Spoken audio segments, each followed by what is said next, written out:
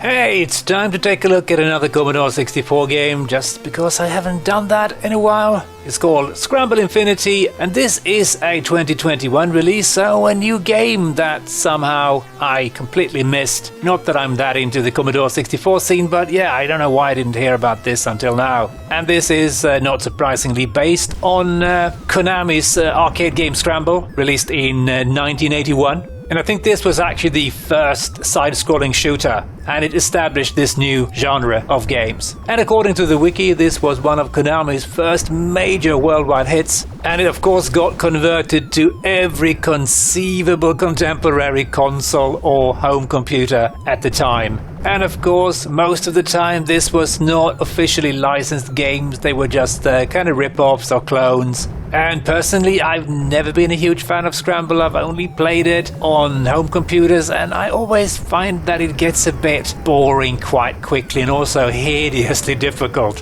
very often. But this Commodore 64 version just looks so amazingly gorgeous that I will have to check it out. And interestingly enough, this was actually the first time I've ever played the arcade version of Scramble. And surprisingly, it was actually easier than many of the home versions that I've played so far. I got quite far, which was surprising. But yeah, hey, let's dive into Scramble Infinity. Entering Scramble system. Ah, yes. Here we are. And this ship looks suspiciously like the ship from the cover art for Genesis, I believe. Try and put up a picture for you to compare. But it looks absolutely stunning, an amazing looking loading screen. And the guy behind this is Lars Verhoff, who's done both graphics and programming. That's pretty damn amazing. And we also got some really, really solid music. Just enjoy this for a bit.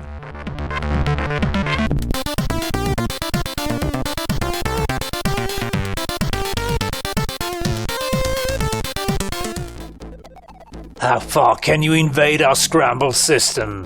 Well, probably not very, but I'm gonna try. And yeah, great music again, and really lush looking graphics. Really, really colorful and nice.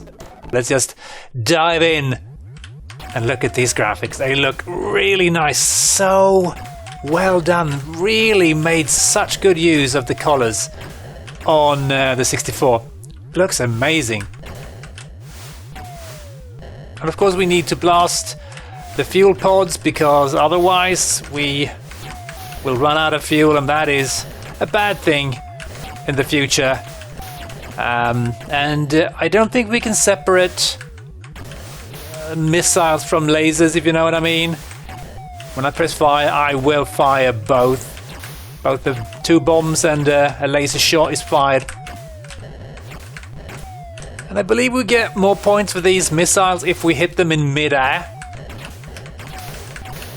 And I don't think the map is exactly like the arcade version, or is it? It's kind of hard to say because it looks very different. But yeah, this looks stunning. I mean, look at this cave.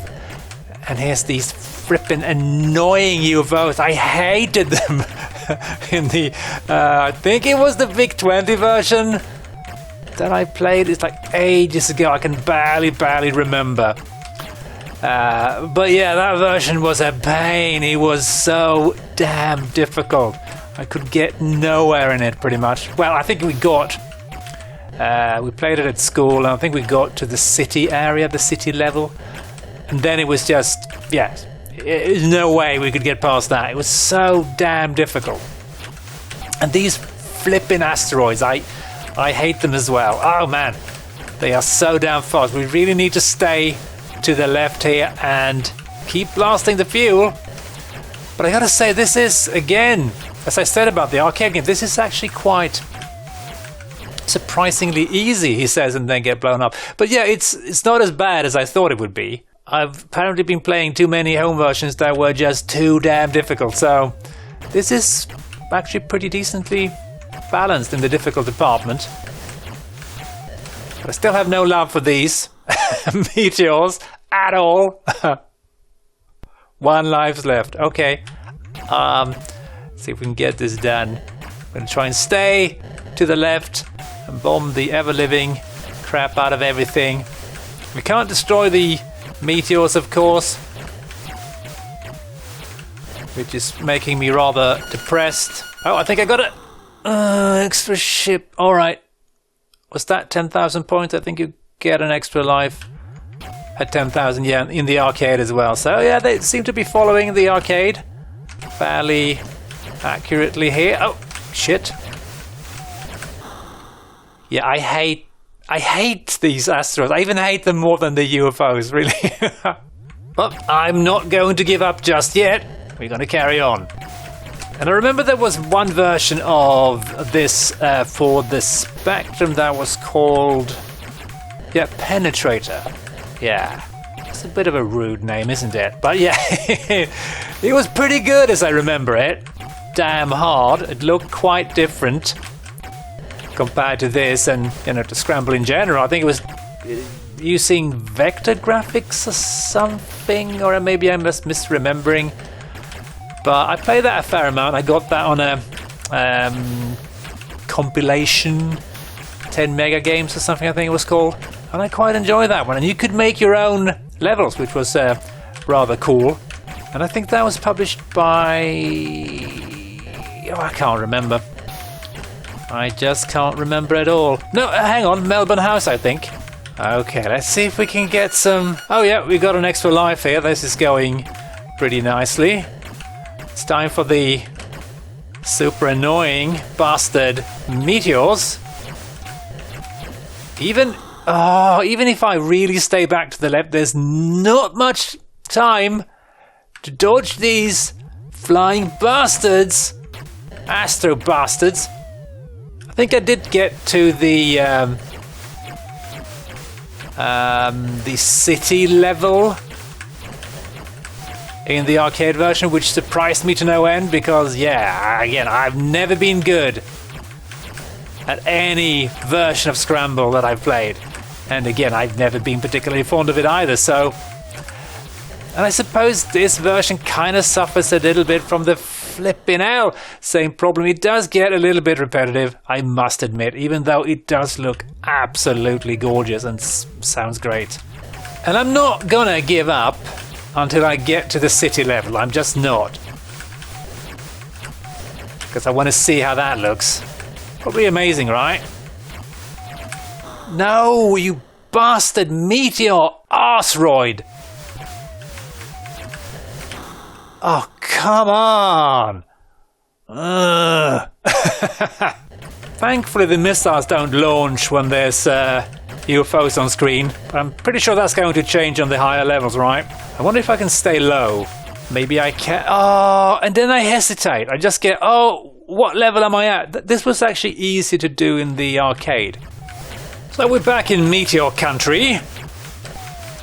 Again. I'm going to try and stay low here because that could actually work. But sometimes you get stuck down here as I remember it in the arcade version. Oh, bastard. I don't know what... oh, I was running out of fuel. I was wondering what is that sound. Well, it's not going terribly well. Let me just say that. And I'm using save states here because, yeah, I don't think I'm going to be able to get to the city otherwise. But didn't I get that fuel? Apparently not.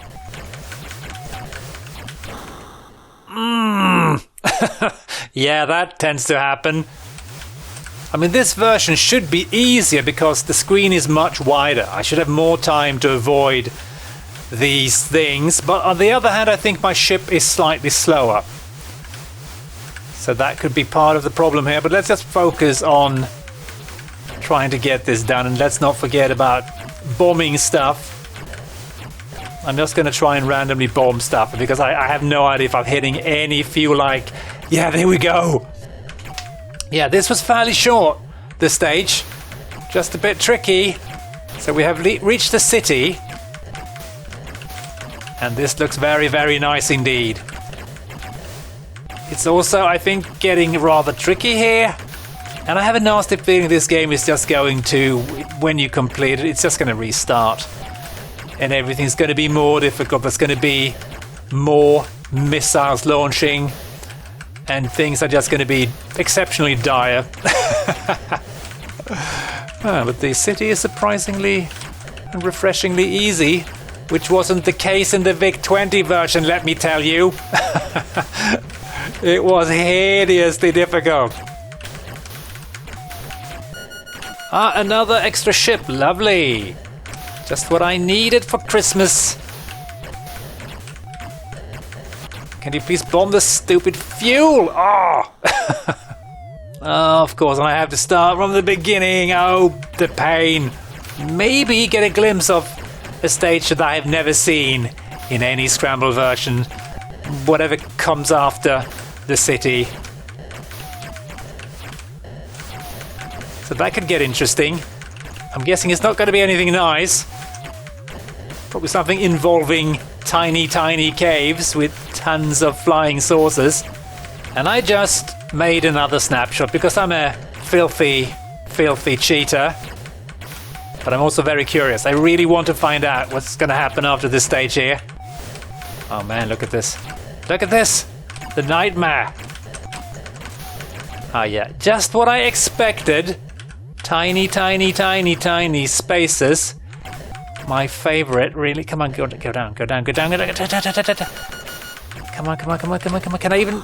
How the hell am I... Oh yeah, I need to be further ahead, right? So I can back away. Or, you know, go left, I presume. And look at the hit detection. It's not completely insanely unfair. That's great. Okay, please, please, please. Oh, balls. Yeah, I forgot about the stay ahead of the scrolling, really.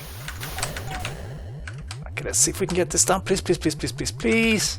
Oh, yes. Is this going to work? No! I'm so happy that I managed to get past one section that I forget about the next one. Ah, yeah, this game is evil. And I think I have to say that this is the most fun version of Scramble I've ever played. And also definitely the best looking one. Absolutely!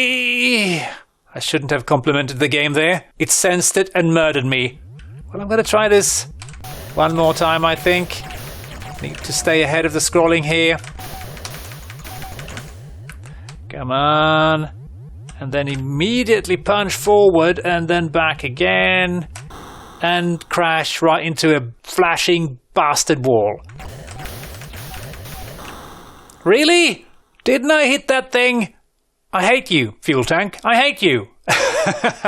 And with that, I think I'm done with Scramble Infinity. A really awesome sounding and looking game, and actually decently fun too, although it does get repetitive. And this is definitely worth a look. I will put a link in the description if you want to download this, because it's free, and I believe it will only run in PAL mode, so that might be worth keeping in mind. Anyway, hope you enjoy this quick peek at Scramble Infinity, and as always, thanks for watching, and I hope to catch you next time. Cheers!